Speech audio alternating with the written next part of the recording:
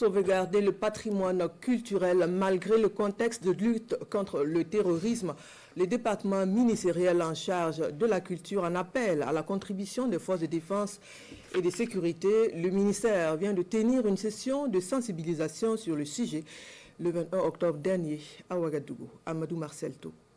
Outiller le personnel des forces de défense et de sécurité sur la préservation du patrimoine culturel. C'est le but de cette session de formation initiée par le ministère de la Communication, de la Culture, des Arts et du Tourisme.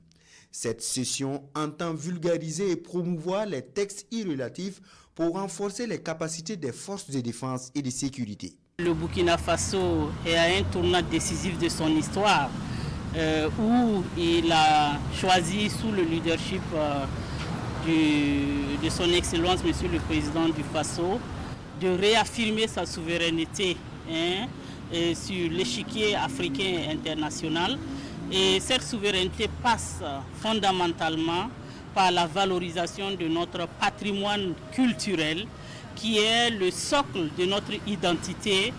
Il s'agit des textes législatifs relatifs à la loi numéro 22/2023/ALT de 8 août 2023, la protection des biens culturels en cas de conflit armé et enfin la lutte contre le trafic illicite des biens culturels au Burkina Faso. Les textes, c'est d'abord, premièrement, donc, pour renforcer donc, la protection.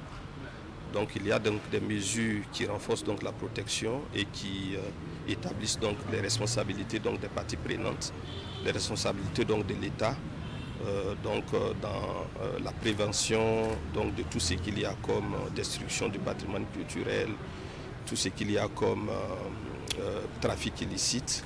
Cette session de formation constitue l'une des initiatives du ministère en charge de la culture pour la préservation du patrimoine culturel burkinabé. Elle témoigne également de l'importance de la sauvegarde du patrimoine culturel au plan sécuritaire.